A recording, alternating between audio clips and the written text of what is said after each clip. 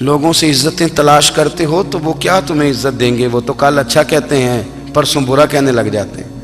لوگوں کے سامنے گڈ بک میں آنا چاہو گے تو وہ تو سویرے تمہارے بارے میں کچھ کہیں گے، شام کچھ اور کہیں گے۔ اپنی روحانی زندگی آباد کریں، اپنے مسلح کو وقت دیں، اور دنیا سے چھپ کر، اس موبائل کو بند کر کے اور اپنے آپ سے بھی چھپ کے اور تنہا ہو کے چھپا کے سارا کچھ اپنے آنسو اپنے رب کی بارگاہ میں پیش کریں، اس کے حضور حاضری دیں۔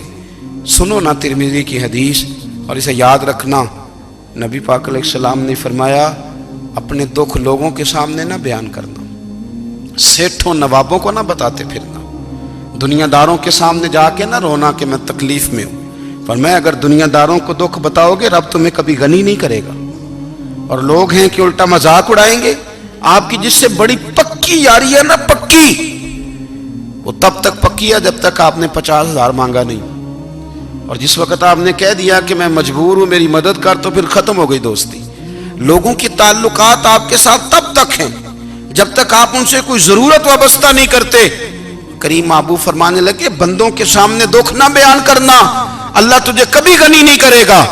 تو اپنے دکھ اپنے رب کو بتا، تو دعائیں مانگ، تو اس کی بارگاہ میں حاضر ہو، تو اس کے حضور عرض کر۔ فرمایا اپنے دکھ اپنے رب کو بتا، وہ جلدی کرے یا دیر سے کرے تجھے ساری دنیا سے بے نیاز کر دے گا، تجھے کسی کا محتاج نہیں رہنے دے گا۔ اپنے مسلح کو، اپنی دعاؤں، ایک بزرگ فرماتے ہیں میں نے دعا مانگنے کا طریقہ اپنی بیوی سے سیکھا، دعا مانگنے کا طریقہ اپنی، سیکھنے والے تو اپنے بچوں سے بھی سیکھ لیتے ہیں، سیکھنے والے تو ہر ایک سے سیکھتے ہیں۔ وہ کہتے ہیں میں نے دعا مانگنے کا سلیقہ اپنی بیوی سے سیکھا ہے۔ حضرت وہ کس طرح؟ فرمانے لگے میری بیوی نے نا مجھے کوئی کام بتایا، کچھ پیسوں کی ضرورت کے لیے کہا، تو میں نے اسے کہا کہ بھئی ابھی میرے پاس نہیں ہے، کچھ دنوں میں آتے ہیں تو میں دے دوں گا۔ عورتوں کی عادت ہوتی ہے وہ بار بار یاد کراتی ہیں، 2-4 دنوں کے بعد پھر اس نے کہا حضرت وہ میں نے کہا تھا کچھ پیسے، میں نے اسے کہا کہ ابھی میرے پاس نہیں ہے، کچھ دنوں میں ملتے ہیں تو میں تمہیں دے دوں گا۔ اس نے کچھ دنوں کے بعد پھر کہا حضور وہ میں نے کچھ پیسے کہے تھے۔ فرماتے میں نے ڈانٹ دیا، میں نے کہا کہ کیا تو روز مجھے شرمندہ کرتی ہے، کہا نا میرے پاس نہیں ہے، ہوں گے تو دے دوں گا، تو روز یاد کراتی ہے۔ فرماتے ہیں اس نے پہلے تو میری ڈانٹ کو سہا، پھر میرے سخت جملوں نے اس کی آنکھوں میں آنسو پیدا کر دیے، پھر اس نے اپنے آنچل میں اپنے اس دکھ کو سمیٹا، اور پھر اس نے ایک جملہ کہا تو میں رو پڑا، اور مجھے اپنے رب سے مانگنے کا طریقہ آ گیا۔ مجھے کہنے لگی حضرت جی آپ نے ڈانٹ دیا، میں نے سہ لیا، پر آپ ہی میرے شوہر ہیں، بتائیں نا آپ سے نہ کہوں تو میں کس سے جا کے کہوں۔ فرماتے ہیں میں رو پڑا، اور میں کھل کے رویا، اور میں تڑپ کے رویا، اور پھر میری سسکیاں بند گئیں۔ تو مجھے کہنے لگی آپ کو کیا ہوا؟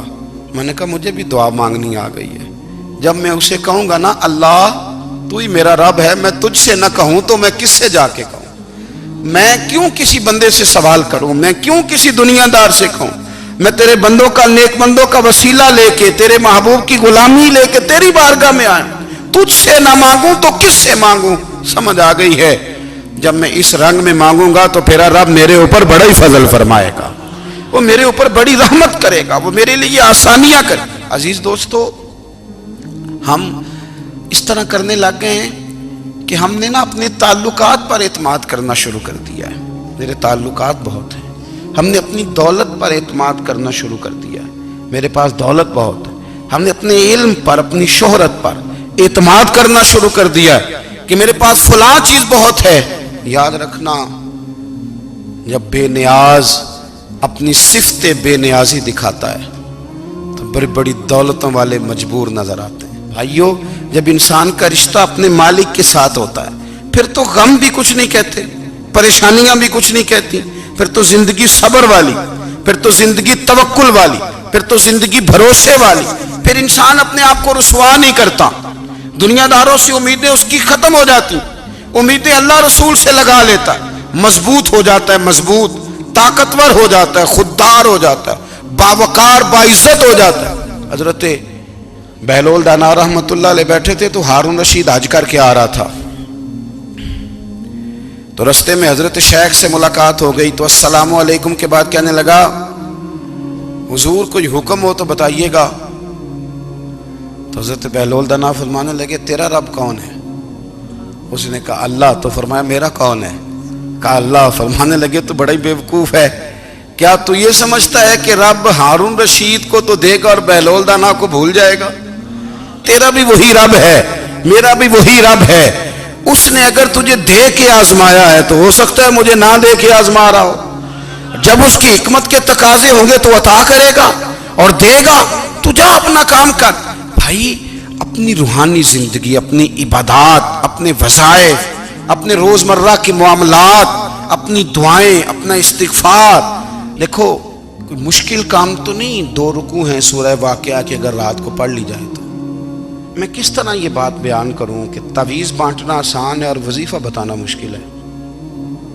سارا دن تعویذ بانٹیں تو لوگ لینے کو تیار ہیں، اور اگر آپ وظیفہ بتائیں تو کہتے ہیں تو مشکل کام ہے.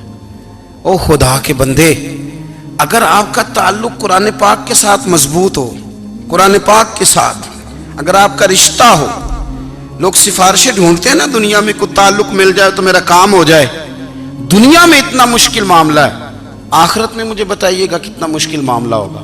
میرے نبی پاک صلی اللہ تعالی علیہ وسلم نے فرمایا جو لوگ سورہ ملک پڑھا کرتے تھے نا، سورہ ملک، یہ سورت ملک قیامت میں ان کی سفارش کرے گی، اور اس طرح کرے گی کہ کہے گی اے اللہ یہاں اس بندے کو جنت میں داخل کر دے یا مجھے قرآن پاک سے علیحدہ کر دے. تو رب فرمائے گا جا اس کا دامن تھام کے اسے جنت تک پہنچایا. آپ بات کو سمجھیں، جب آپ کے تعلقات اپنے معاملات کے ساتھ مضبوط ہوں گے. یہ نبی کریم نے وعدہ کیا ہے کہ تو سورت واقعہ پڑھ تیرے گھر میں فاقہ نہیں آئے گا. حضرت عبداللہ ابن مسعود رضی اللہ تعالیٰ عنہ بیمار تھے تو حضرت عثمان غنی رضی اللہ تعالیٰ عنہ تیمارداری کے لیے تشریف لے گئے اور جا کر کے کہا کہ آپ بڑے بیمار ہیں، آپ کی بیٹیاں زیادہ ہیں، میں چاہتا ہوں کہ خزانے میں سے کچھ مدد کروں. تو سیدنا عبداللہ ابن مسعود رضی اللہ تعالیٰ عنہ اٹھ کے بیٹھ گئے اور کہنے لگے امیر المومنین، اللہ آپ کو میری طرف سے، میری بیٹیوں کی طرف سے بہتر صلہ دے. میری بیٹیوں کو کسی خزانے کی ضرورت نہیں، میں نے انہیں خزانہ دے دیا ہے. کہا جناب آپ نے کون سا خزانہ دیا ہے، میں آپ کے مالی معاملات کو جانتا ہوں. تو فرمانے لگے امیر المومنین، میرے نبی کریم نے فرمایا ہے جو سورت واقعہ پڑھے اسے کبھی فاقہ نہیں آتا. میں نے بیٹیوں کو یاد کرا دی ہے، یہ خزانہ میں نے انہیں دے دیا ہے. وہ سارے والدین سنیں جو بیٹیوں کے لیے پریشان رہتے. حضرت عبداللہ ابن مسعود نصیحت کر رہے ہیں، فرمانے لگے میں نے سورت واقعہ یاد بھی کرا دی ہے، پڑھنے کی عادت بھی ڈال دی ہے. حضور نے فرمایا ہے جو سورت واقعہ پڑھے اسے فاقہ نہیں آتا. کہنے لگے چاند تو اپنی جگہ چھوڑ سکتا ہے، سورج گر سکتا ہے، تارے ٹوٹ سکتے ہیں، پر مدینے والے رسول کی بات غلط نہیں ہو سکتی. حضور نے فرمایا فاقہ نہیں آئے گا تو انشاءاللہ کبھی بھی نہیں آئے گا.